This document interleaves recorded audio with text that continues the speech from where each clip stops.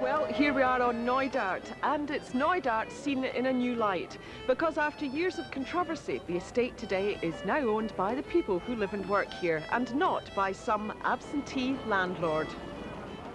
When we came to the 10-year sort of anniversary, one of the things we'd realised maybe about 3-4 years ago, weren't very good at sort of telling each other that actually sometimes we do a good job. And so when we got to the sort of 10-year thing, it felt worthy of saying it was an achievement, you know, that a wee community can sort of muddle through. So that's what that day was about.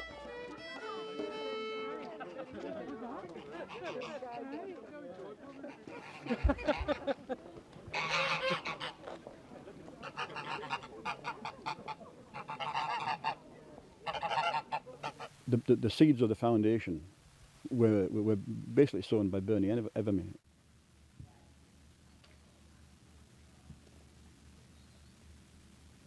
It was originally, and had been for many hundreds of years, I suppose, a feudal, benign dictatorship.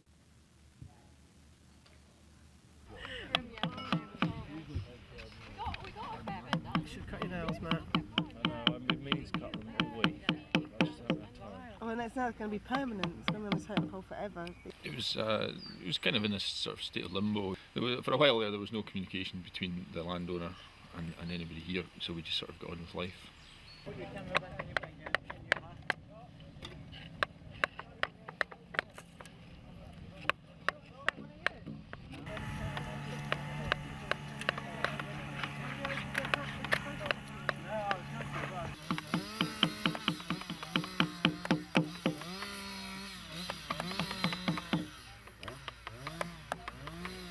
It just felt like there was a lot of insecurity. I was somebody coming back and forward to Knoydart, but living here for long periods of time working. And the situation always seemed to change every time I was here. All the weather there, at the top, the hands.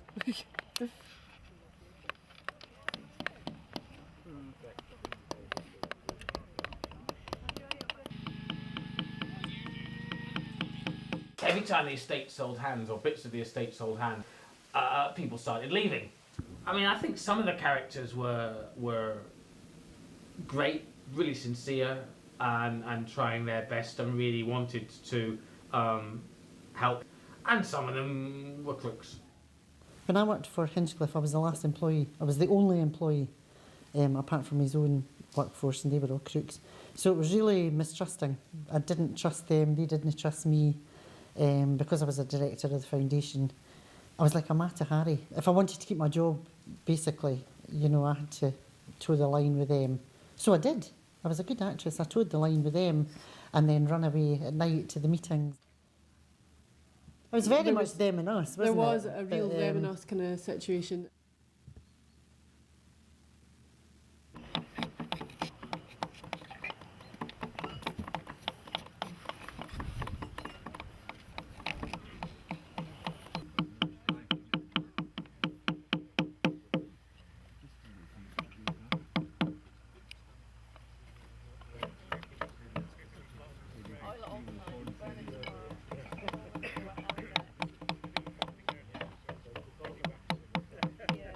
If you look at a picture of 12 years ago, a picture of Knoydart, a picture of the main street, everything looks very, very jaded.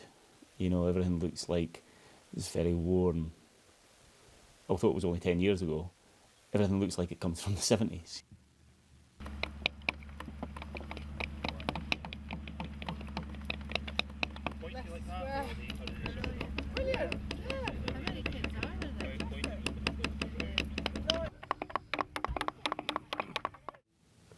We started to see that, you know, with a bit of encouragement that these things could happen. And I think, you know, particularly Chris Brasher, who was a visionary really, and Nigel Hawkins, but others too that helped, even, you know, within the estate here and within the community. You know, a lot of independent minds and a huge, huge effort from outside Knoydart, you know, people that wanted to help, which only really became even more apparent once we started our appeal, once we decided to go for it, and we come up with a plan, the response from the public appeal was amazing.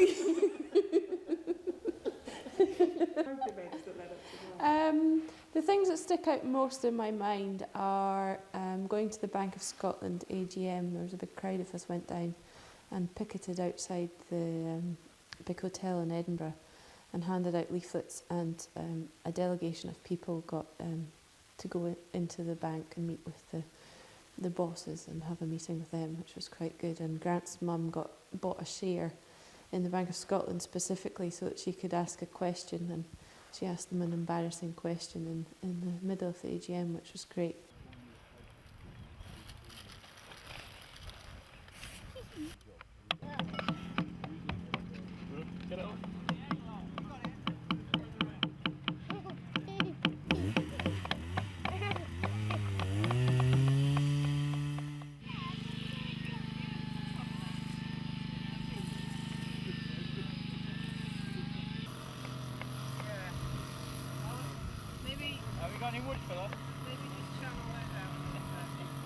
Some of us felt that the Highland Council and the government had not fully got the picture, that there was some fairly strong characters within this community who were pretty determined to go down a particular path. It gelled the community, a lot of different people played their part.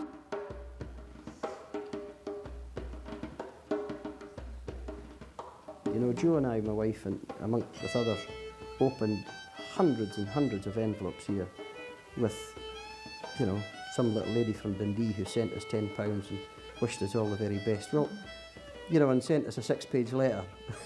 And these were the things that really helped, you know, that gave us a sense of you know, we were on the right track, you know.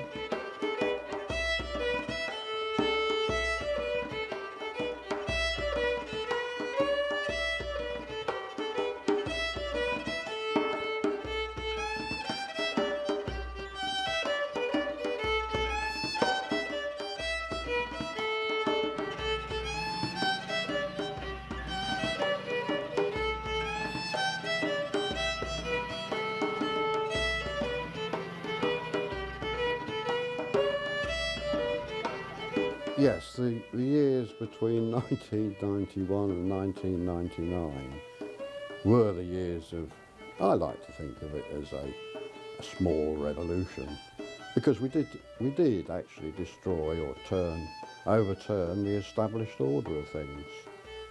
Knoydart Gubra. I mean, it's a complete culture shock, really, a change within the community from being you know, beholden to the landlord or the employer or whatever. Well, suddenly, you're the landlord, you're the employer, you know. And these things come with responsibilities, as everybody knows, you know, and suddenly we're the ones that are responsible.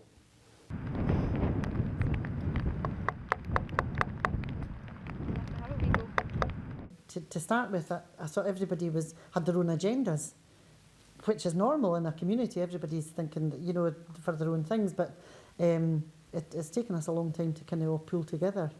Ash, that's your fault. Sorry.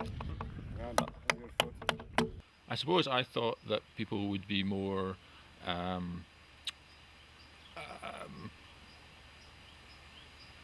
more radical. You know, that we would invent some sort of land reform. Mm-hmm. Which I don't think we have. I think we just created a better form of what we had before. We had a vision that all these things would be put right, but there's always a trade-off as well. There's more bureaucracy now from the outside sources. It was a much freer place in the old days. To me, the foundation's a disappointment. Mm-hmm. can't stand meetings and committees. No, I don't get involved with committees. Mine and Hannah's idea was to do it quietly and slowly, and not involve the media so much. But the majority of people, they wanted to get the message out there, go on the internet, and it was just too fast, and I didn't think it matched this kind of place. This place should be a quiet place, a place for people to come and discover, and not be out there. There's such easy access to all these kind of things, So I felt, that was one thing I felt really disappointed about. I've been involved in decisions which I thought I didn't agree with, or at least not wholeheartedly. The difficulty in that is to be involved in decisions, and then when those decisions aren't what you would wish them to be, is not to walk away. Well, when I was on the foundation, on the board, and I spent perhaps a day a week churning out bits of paperwork for this and bits of paperwork for that, and out of anything I've ever done in my life, it was the least effectual time. Nothing, very little came of any of it. I didn't manage to achieve anything, and I felt utterly disillusioned and quite frustrated with it at the end of the day, and because I'm not a committee person particularly, It's just my personal character. Some people are, I'm not. And but it made me realise that the foundation has to represent the group, and that's what I like about the foundation, that it represents the group. It takes people who go around and talk to everyone to accumulate all those ideas, but I realised that it wasn't a radical organisation. I don't believe it's a radical organisation. I don't believe that community groups should be radical organisations. I definitely think opportunities, that's a big change.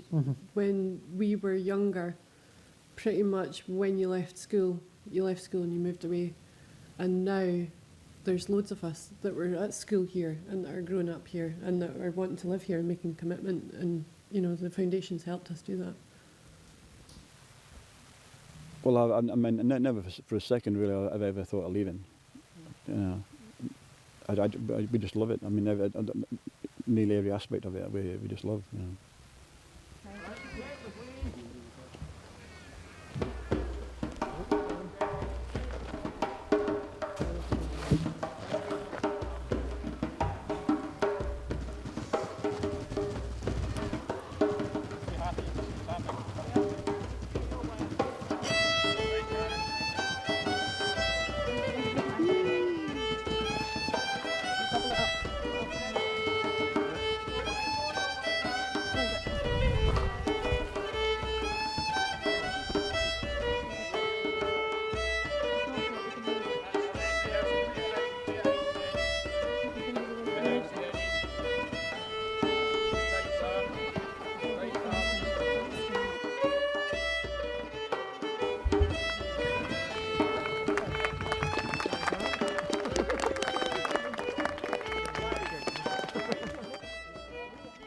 Obviously all got responsibilities, and we do buy and sell the rights to do certain things on bits of land, but to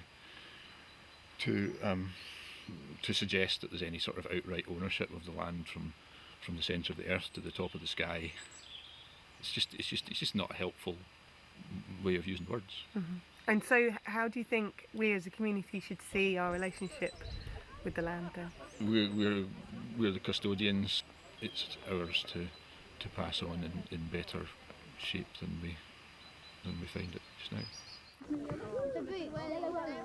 I believe that the foundation it creates a fantastic canvas, and then the people put the colour onto that, and that's what community ownership's all about.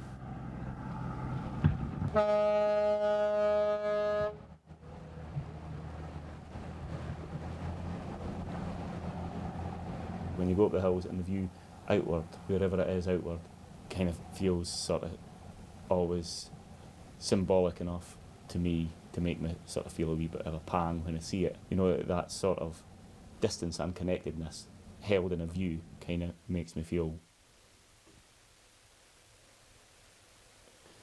makes me feel a part of where we are, you know, what I mean.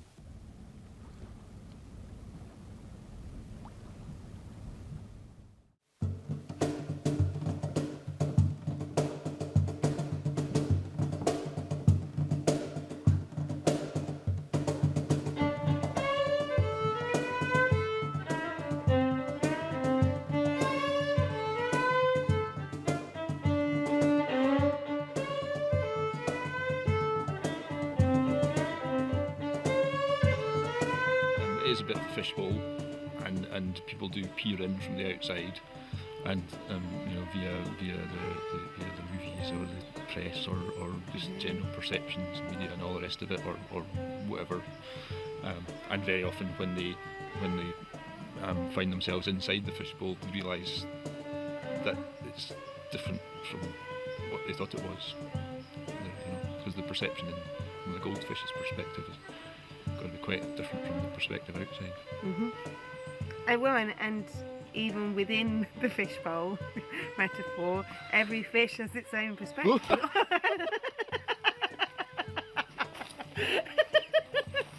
Brilliant, that's going in.